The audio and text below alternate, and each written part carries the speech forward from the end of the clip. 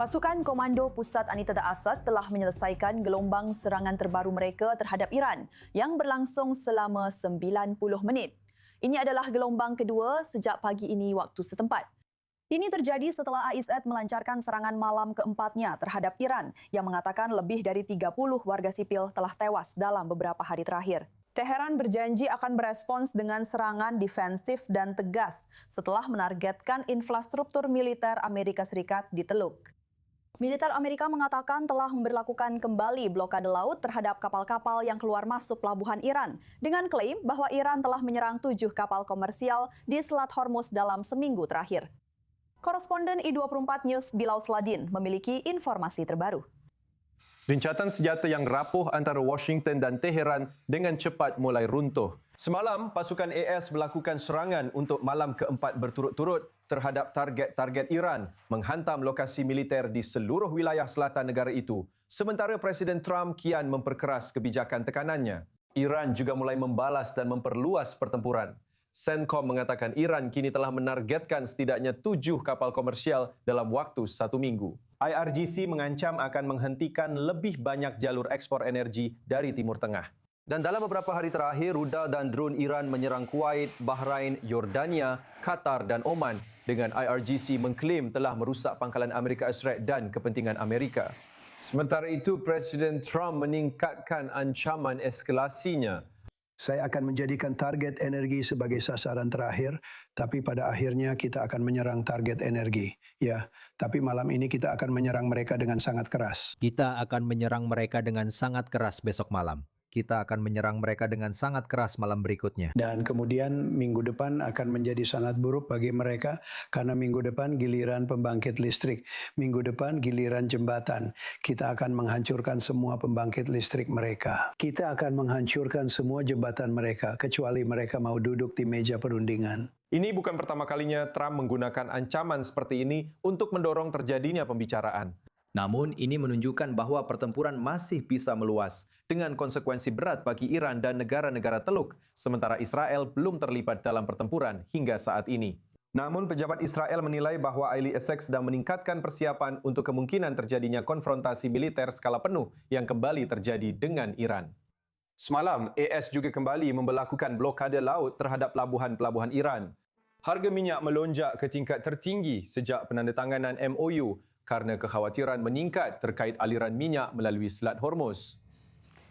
Dan bergabung bersama kami untuk membahas lebih lanjut adalah koresponden Bilal Sladin dan koresponden senior Timur Tengah I24 News Ariel Osran. Ariel, mari kita mulai dengan Anda. Apa yang telah berubah dalam 24 jam terakhir dan apa yang perlu kita waspadai dalam 48 jam ke depan? Yang berubah adalah Amerika Serikat telah meningkatkan intensitas serangannya. Alih-alih satu gelombang setiap hari, sekarang kita melihat beberapa gelombang setiap hari. Jadi sebenarnya eskalasi bertahap ini terus meningkat. Masih ada jalan panjang sebelum kita kembali ke operasi militer penuh.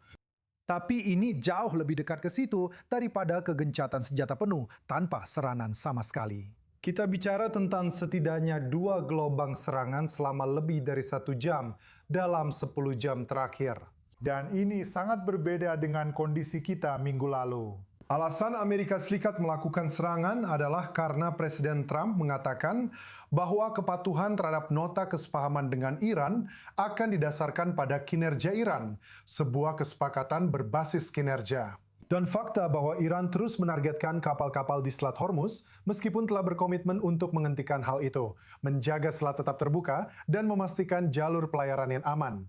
Inilah yang mendorong serangan Amerika Serikat. Jadi ini juga merupakan upaya untuk mengirimkan sinyal kepada Iran bahwa Amerika Serikat tidak akan lagi mentolerir serangan-serangan Iran terhadap kapal-kapal di Selat Hormuz, tetapi juga sebagai taktik tekanan untuk mencoba membawa Iran kembali ke meja perundingan dengan syarat-syaratnya. Dan Fowler, sejauh ini Israel seolah masih di pinggir. Amerika Serikat tidak ingin Israel terlibat sampai saat ini. Iran belum menyerang Israel, yang menandakan bahwa mereka tidak ingin Israel terlibat. Bagaimana dengan Israel sendiri? Maksud saya, apakah pemerintah ingin terlibat dalam perang dengan Iran? Dan jika memang ingin, seperti apa bentuknya? Ya, benar sekali. Israel sedang menunggu Iran melakukan apa yang disebut sebagai kesalahan. Seperti yang dikatakan beberapa pejabat Israel selama seminggu terakhir, mereka sedang menunggu Iran menyerang wilayah Israel. Jadi mereka akan bisa terlibat dalam perang ini. Karena mereka percaya bahwa ada tugas yang belum selesai di Iran. Artinya, masih ada target-target militer yang seharusnya diserang di Iran. Dan mereka juga berharap dengan upaya bersama militer Amerika Serikat, mereka akan bisa memberikan banyak tekanan pada rezim Iran, termasuk pada energi, infrastruktur, dan konsekuensi ekonomi sebagai hasil dari blokade juga. Yang berarti bahwa orang-orang Israel benar-benar tertarik untuk memperuncing konflik saat ini. Mereka tidak percaya bahwa orang-orang Iran, selama rezim Iran saat ini masih berkuasa, akan memberikan konsesi apapun. Dalam hal program nuklir atau program balistik, atau dukungan mereka terhadap kelompok bersenjata aktor non-negara di wilayah tersebut. Satu-satunya cara adalah pencapaian militer, untuk secara militer melucuti kemampuan itu dari Iran. Atau setidaknya, dengan semakin banyak tekanan militer, pada akhirnya mereka akan menyerah pada isu-isu ini. Dan Ariel, apa tujuan utama Iran saat ini? Maksud saya, apakah itu berbalas aksi dengan Amerika Serikat? Dalam aksi saling balas ini, apakah mereka akan meningkatkan eskalasinya? Apa sebenarnya tujuannya saat ini? Apakah ingin kembali ke meja perundingan atau menguasai Selat Hormuz? Ya, jadi tujuan utama mereka adalah menunjukkan dominasi di Selat Hormuz. Sekarang, jika mereka bisa menunjukkan sedikit kesabaran, mereka akan melewati masa 60 hari dari nota kesepahaman, di mana selat itu harus tetap terbuka tanpa biaya apapun.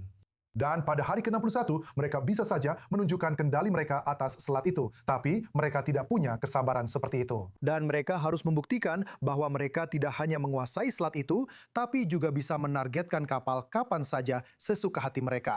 Dan itulah yang memicu pembalasan dari Amerika. Jadi apa yang sedang mereka coba capai sekarang? Mereka telah memojokkan diri sendiri karena dengan menyerang negara-negara Arab Teluk, mereka mencoba menekan negara-negara tersebut agar menekan Gedung Putih untuk menghentikan serangan-serangan itu. Selain itu, rencana besar mereka adalah mendorong negara-negara tersebut untuk meyakinkan Amerika Serikat bahwa sudah saatnya mereka meninggalkan negara-negara itu, bahwa kehadiran mereka justru membahayakan. Namun pada akhirnya mereka ingin menunjukkan bahwa Selat Hormuz adalah milik mereka. Tidak akan ada jalur alternatif di dekat Oman. Mereka adalah penguasa selat itu. Apakah mereka berhasil dalam hal itu? Menurut saya, fakta bahwa Amerika Serikat sedang melemahkan kemampuan mereka untuk menunjukkan dominasinya atas selat tersebut justru menghambat tujuan itu. Jadi menurut saya, mereka salah perhitungan di awal proses ini. Padahal jika mereka mau bersabar dan ikut bermain dalam permainan diplomatik, sesuatu yang sebenarnya mereka kuasai dengan baik, hasilnya mungkin akan berbeda. Dan mereka tidak akan terkena serangan, bukan hanya setiap hari, tapi setiap jam dari pihak Amerika Serikat yang terus-menerus melemahkan kemampuan mereka untuk menunjukkan dominasinya atas Selat Hormuz. Baiklah, mari kita bahas apa yang telah dilakukan oleh Iran. Iran telah meluncurkan rudal dan drone ke fasilitas militer Amerika Serikat dan wilayah udara sekutu di seluruh kawasan, termasuk serangan di Bahrain, Kuwait, dan Yordania semalam. Negara-negara Teluk mencegat rudal yang masuk, terus mempertahankan wilayah mereka. Namun sejauh ini, mereka menghindari untuk terlibat langsung dalam perang dengan Iran. Ariel, apakah ini masih merupakan kampanye militer yang terkendali? Atau kita mulai melihat dampaknya semakin berbahaya dan pada dasarnya menjadi lebih regional? Benar, maksud saya ini memang perang regional karena Iran menyerang negara-negara di kawasan tersebut. Namun, berbeda dengan perang 40 hari, mereka menahan diri untuk tidak menyerang infrastruktur kritis di negara-negara tersebut, juga target sipil. Mereka membatasi diri hanya menyerang pangkalan militer Amerika Serikat di negara-negara tersebut, seperti di Kuwait, lalu Bahrain, dan Yordania. Bukan berarti mereka tidak terus menargetkan kapal sipil di laut, tetapi dalam hal infrastruktur kritis, mereka tidak menyerang negara-negara ini pada tingkat yang sama seperti yang kita lihat selama Perang 40 hari. Jadi hal ini memberikan negara-negara tersebut sedikit ruang bernapas sehingga mereka tidak harus berada di bawah tekanan yang sama. Namun bahkan ketika infrastruktur kritis mereka menjadi target, mereka tidak terlibat, setidaknya tidak secara terbuka melawan Iran. Ada banyak laporan tentang Arab Saudi dan Uni Emirat Arab melakukan serangan rahasia di sana-sini terhadap Iran, tetapi tidak ada yang berkembang menjadi serangan skala penuh. Jadi ketika ambang batasnya lebih rendah daripada periode itu, bisa diharapkan bahwa respon dari negara-negara tersebut akan tetap sama. Tapi menurut saya, ini semakin membuktikan kepada negara-negara tersebut bahwa Iran adalah ancaman yang terus-menerus bagi mereka. Bahkan jika Iran tidak menyerang infrastruktur mereka. Bahwa kapan saja Iran bisa saja memutuskan untuk menyerang negara-negara tersebut. Dan menurut saya ini adalah momen yang menyadarkan bagi negara-negara tersebut dan juga bisa menjelaskan mengapa misalnya Arab Saudi memutuskan untuk mengerahkan pasukannya menyerang Houthi di Sanaa. Karena mereka melihat bahwa rezim Iran ini semakin berani. Dan meskipun mereka terus, setidaknya untuk tujuan penampilan, menjalankan kebijakan mengalah kepada Teheran. Mereka melihat bahwa Iran semakin berani dalam realitas baru ini dan memperkuat proksi-proksinya. Dan karena itu, mereka ingin menahannya agar tetap jauh dari perbatasannya. Jadi Anda tahu, dalam hal memaksa negara-negara ini untuk terlibat secara langsung, mereka tidak sampai pada titik itu ketika infrastruktur penting mereka menjadi target. Jadi hal itu tidak akan terjadi sekarang. Namun dalam hal, menurut saya, perhitungan ulang yang sedang kita lihat sekarang di kawasan Teluk, ini justru semakin meningkat akibat agresi Iran yang terus berlanjut. Jadi Valer, menurut Anda kemana arah semua ini? Kita sedang melihat eskalasi yang lambat. Apakah kemungkinan besar kita akan melihat tekanan ini terus meningkat, lalu kembali ke meja perundingan, atau tekanan terus meningkat, lalu terjadi sesuatu yang besar secara langsung? Ya, semuanya tergantung pada Trump dan keputusannya pada akhirnya. Karena rezim Iran saat ini tampaknya tidak bersedia memberikan konsesi apapun atau tidak bersedia menyerahkan apapun terkait Selat Hormuz secara khusus yang merupakan sesuatu yang tidak bisa diterima oleh Amerika. Bukan hanya Presiden Trump, saya pikir ini adalah kepentingan Amerika.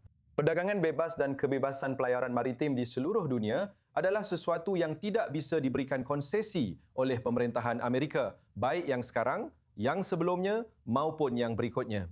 Jadi Trump untuk membuka Selat Hormuz secara militer, dia harus meningkatkan eskalasi, mungkin termasuk menurunkan pasukan di beberapa pulau di sana, merebut pulau-pulau tersebut. Trump sendiri kemarin dalam wawancara dengan Fox News, dia mengatakan itu. Begitu kita mendorong mundur orang-orang Iran ke pantai, ke pesisir Iran, di selatan Iran, sedikit lebih jauh, mereka juga akan bisa menurunkan pasukan di beberapa pulau yang saat ini digunakan oleh orang-orang Iran untuk menyerang kapal-kapal.